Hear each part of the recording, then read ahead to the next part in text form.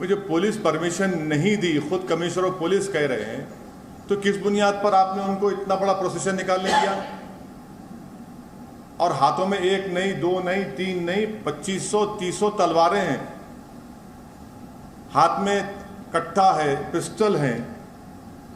और ये बता, हम पूछना चाह रहे हैं लोगों से, क्या तलवार और ये तफंचा रखना क्या एसेंशियल रिलीजियस प्रैक्टिस में आता है? क्या ERP है वो? हर जगह पर जहां पर प्रोसेशन जाता है, आप मस्जिद के ऊपर, दरगाह के ऊपर झंडा लगाते हैं, क्यों लगाते हैं भाई? आप बराबर अपना प्रोसेशन निकालिए, मगर प्रोसेशन में प्रोवोकेटिव नारे लगाना, देश में रहना है तो ये नारा लगाना पड़ेगा, मुल्ले काटे जाएंगे, मियाँ फुला फुला, ये कौन सा प्रोवोकेटिव नारे लगा रहे आप? और दूसरी बात ये है कि जब आपने वहां पर बगैर परमिशन की इजाज़त दे दी, पुलिस ने इजाज़त दे दी, आज कमिश्नर पुलिस कह रहे हैं, आपने 14 मुसलमानों को गिरफ्तार कर लिया, वो उसमें से कई जुवेनाइल हैं। क्या कर रहे हैं भाई आप? 14 के 14 को पकड़ लिया। और एक लड़का है अंसार, उसका वीडियो है, क्या कमिश्नर पुलिस नहीं देखते, क्या अमित शाह नहीं देखते, क्या इंटेलिजेंस नहीं देखता? वो अंसार को मैंने क्यों बनाए? वो अंसार तो उस प्रोसेशन में एक लड़का था जिसके हाथ में इतना बड़ा तलवार थी, उसको समझा रहा है कि बेटा ऐसा काम नहीं करना, हम यहां पर मिल के रहे थे, भारत हमारा वतन है, उसको मैंने क्यों बनाते? वन साइडेड कार्रवाई हो रही है। अब मैं शुरू से कह रहा हूं कि वायलेंस उसी वक्त होता है, कम्युनल वायलेंस, जब सरकार चाहती है। जब सरकार नहीं चाहती, कम्युनल वायलेंस नहीं होता। तो यहां पर भी सरकार चाहती थी कि वायलेंस हो, आपने वायलेंस होने दिया। आपकी नाक के नीचे तलवारें निकल रहे हैं, गाने बज रहे हैं, प्रोवोकेटिव गाने, आपके सामने मस्जिद के ऊपर झंडा लगाने की कोशिश, बल्कि लगा देते हैं कई जगह पर, इस जगह पर भी लगाया गया। 2 प्रोसेशन पीसफुल चले गए, तीसरे में गड़बड़ कैसे होती भैया?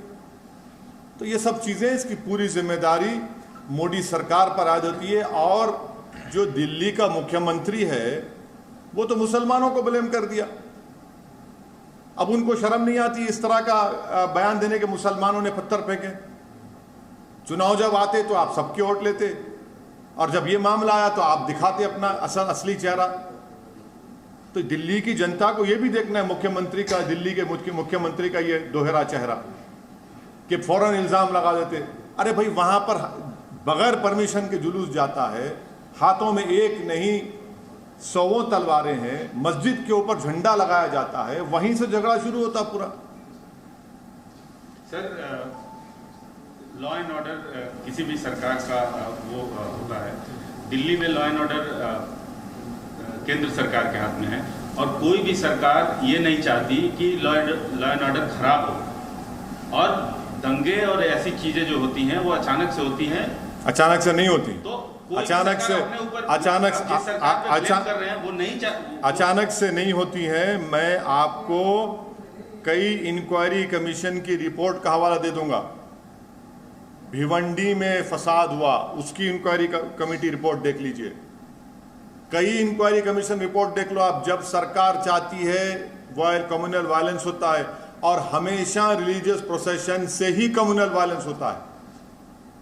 जब दिल्ली का पुलिस कमिश्नर ये कह रहा है कि पुलिस से परमिशन नहीं लिया गया, देश की राजधानी में क्या इस तरह का काम होता है? सुनिए, स्लिप ऑफ द टंग नहीं, कोर्ट हुआ है। इंडिया टुडे के एक जर्नलिस्ट ने इसको कोट किया है, और मैंने अभी रीट्वीट किया है उसको।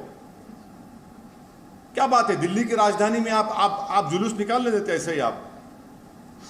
अच्छा चलिए, आपकी बात थोड़ी देर के लिए मान लेते हैं, 2 प्रोसेशन पीसफुल गए नहीं गए वहां से, उस मस्जिद के सामने से, तीसरे में गड़बड़ कैसे हुई फिर?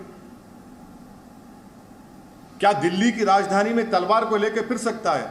अगर वही तलवार किसी मुसलमान के हाथ में आ गई तो एक तलवार आने दीजिए। यहां पर एक नहीं, 100 के हाथ में तलवारें हैं, कट्टा है, पिस्टल है, मुसलमानों के खिलाफ अनाप शनाप के आप नारे लगा रहे हैं, गाने बजा रहे हैं। अरे रिलीजियस प्रोसेशन है, राम के नाम पे निकाल रहे हैं, और उसमें गाली क्यों दे रहे मुसलमान को? आप किसी मस्जिद पर, दरगाह पर झंडा क्यों लगा रहे हैं आप? क्या उत्तराखंड में आपने नहीं देखा कि दरगाह के ऊपर चढ़कर झंडा लगा दिया गया? वायलेंस को हम कंडेम करते हैं, वायलेंस की कोई इजाजत नहीं देता, मगर जब सरकार खुद खामोश तमाशाई बन के बैठी हुई है तो फिर ये तमाशा हो रहा है। तो दूसरी तरफ से भी तो वायलेंस हुआ, देखा एक आदमी ने तमंचा पकड़ा। हाँ, पकड़िए ना आप देखिए, आप लोग सुनिए, मैं आपसे गुजारिश कर रहा हूं कि मस्जिद के ऊपर झंडा लगाने का विजुअल क्यों नहीं दिखाया जाता टीवी के ऊपर? मस्जिद के सामने वो गाने बजाए जा रहे हो क्यों नहीं दिखाया जाता मीडिया में? सिर्फ सोशल मीडिया पर क्यों आता है? मस्जिद के सामने तलवारें लहराई जाती हैं, मस्जिद के सामने ठहरकर मियां फुला फुला गाली दी जाती है।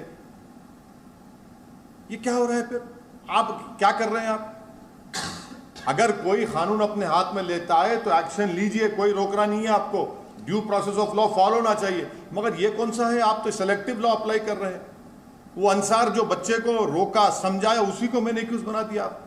उसमें जुवेनाइल बच्चे हैं, उसमें आप वन साइडेड अरेस्ट किए जा रहे हैं मुसलमानों की। मैं ये चार्ज लगा रहा हूं दिल्ली सरकार के ऊपर, मोदी सरकार के ऊपर, दिल्ली के फतरमबाजी के ऊपर।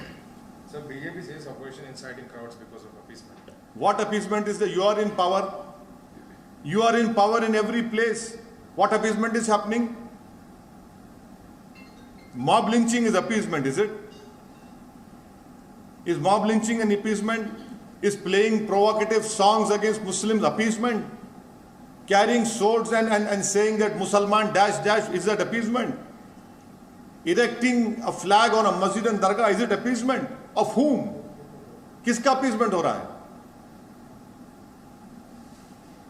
पर सर आप अमित शाह और मोदी सरकार को क्यों ब्लेम कर रहे हैं? क्योंकि दिल्ली की लॉ एंड ऑर्डर एक वाहिद यूनियन टेरिटरी है जो मोदी सरकार के तहत आती है। लॉ एंड ऑर्डर, मैं आपको एग्जाम्पल दे रहा हूं, 4 बड़े बड़े वायलेंस हुए हैं। एक लॉयर्स का प्रोटेस्ट, 2020 का प्रोग्राम, तीसरा आपके 26 जनवरी को जो फार्मर्स के प्रोटेस्ट से वायलेंस हुआ, तशद्दुद हुआ, और चौथा ये। लेकिन सर पहले भी 2 प्रोसेशंस निकाले गए, तीसरे में ही वही तो मैं आपसे कह अगर ऐसा कुछ होता तो वही तो मैं आपसे कह रहा हूं, 2 जब पीसफुल चले गए, तीसरे प्रोसेशन में ही इन्होंने उस मस्जिद के ऊपर वहां पर वो झंडा लगाया। नहीं सर, दूसरा सुनिए, वहीं पर उन्होंने तलवारें उनके हाथों में हैं, 1 नहीं, 2 नहीं, 3 नहीं, हर एक के हाथ में तलवार है। मैं फोटो दिखाता हूं आपको, देख लो आप, वीडियो दिखाता हूं मैं आपको। लेकिन दूसरा वर्जन है कि वो एक जो बंदा जो गिरफ्तार हुआ है, सेकंड या थर्ड अक्यूज, उसने उकसाया है और वो गड़बड़ किया है। अंसार को जो आप एक्यूज बना रहे हैं, ये सरासर गलत है। उस लड़के ने कंट्रोल किया वहां पर। मैं अंसार मेरा कोई दोस्त नहीं है, ना मेरे पार्टी का है, ना मैं उसको जानता हूं, मगर सब लोग कह रहे हैं कि वहां के हिंदू कह रहे हैं ना, वहां के हिंदू भाई कह रहे हैं, उसके पड़ोसी हिंदू भाई हैं, वो कह रहे हैं अंसार की इंटीग्रिटी पर, उसके कैरेक्टर पर वो कह रहे हैं। आप बगैर परमिशन के देते हैं और आपकी नाक के नीचे सब चीजें होती हैं और आप ये इल्जाम लगाते एक तरफ। सर, ये मेन मुद्दा चल रहा है अभी, लेकिन सर, उसी पे लाउडस्पीकर्स को लेकर आप क्या बोल रहे हैं मैडम? बोलिए मैडम। सर आज भी फिर से पथरा हुआ, आज भी स्टोन पेल्टिंग हुआ, तो उस पे नहीं, वो पुलिस बोल दी, वो जिसके घर में गए थे वहां से पत्थर है, मामला पीसफुल पुलिस ने कह दिया। लाउडस्पीकर्स का बोलिए सर, लाउडस्पीकर्स के बारे में बताइए। सीपी ने क्या कहा? नहीं, सीपी ने क्या कहा? सीपी ने ये कहा कि कौन सी भी मस्जिद पे फ्लैग इंस्टॉल नहीं किया गया। ये मतलब आप बोल रहे सर फ्लैग मैं सीपी साहब को वीडियो मैं अभी ट्वीट करता हूं थोड़ी देर में, वो वीडियो वो आप लोगों को भी दिखाता हूं, देख लो आप। मस्जिद के अंदर वहां पर झंडे पड़े हुए हैं। कैसी बात कर रहे हैं वो? अपनी नाकामी को छुपाने के लिए कम से कम इतना तो झूठ मत बोलिए। तलवारें लेकर क्यों जाते हैं भाई? उनके हाथ में क्या कट्टे नहीं थे? उनके हाथ में पिस्टल नहीं थे जो प्रोसेशन में थे? तो दूसरी तरफ से तलवार और पिस्टल कहां से? कहां? वही तो हम कह रहे हैं, आपने इजाजत क्यों दी? अगर तलवार किसी के हाथ में है तो पकड़िए ना। फिर आप क्या, एक के हाथ में तलवार है तो फूल है, दूसरे के हाथ में अगर तलवार है तो तलवार है। वो कहां से आ गया? अब वही पत्थर, छत पे पत्थरा है, सब चीज है, कोई छत पे पत्थर नहीं है। आप जब 2 प्रोसेशन पीसफुल निकल गए बगैर परमिशन के, सुनिए, कोई वर्जन एक ही वर्जन हम पिछले 40-50 साल से सुन रहे हैं कि मुसलमान जिम्मेदार है इसका। माइनॉरिटी जिम्मेदार है इसका, एक ही वर्जन सुन रहे हैं। और जब इंक्वायरी कमीशन की रिपोर्ट आती तो उसमें सच्चाई सामने आती। मैं आपको आप सुनिए, अब आप सुनना चाह रहे हैं ना, मैं सुनाता हूं आपको, सुनिए। रघुवीर दयाल कमीशन रांची में क्या हुआ 1964 में, फिर 1989 में शिलान्यास का जुलूस निकाला गया, जब क्या हुआ, फिर आप देख लीजिए भिवंडी में क्या हुआ। हाँ, उसके बाद फिर आपको मैं ये भी बता रहा हूं कि 22 अक्टूबर 1977 को वाराणसी में क्या हुआ। चौथा, 1978 रामनवमी प्रोसेशन जमशेदपुर में क्या हुआ। 1979 को क्या स्टेटमेंट दिया था बाला साहब द्योरस ने, वो सुन लीजिए 7 अप्रैल को। फिर उसके बाद आप Justice Narayan commission of inquiry पढ़ लीजिए, उसमें क्या कहा था। हैदराबाद में गणेश चतुर्थी का जुलूस 7 सितंबर 1983 को। फिर उसके बाद आप आ जाइए 1989 को हजारीबाग का जुलूस। फिर उसके बाद आप आ जाइए 1989 कोटा में रामनवमी का जुलूस। फिर आप आ जाइए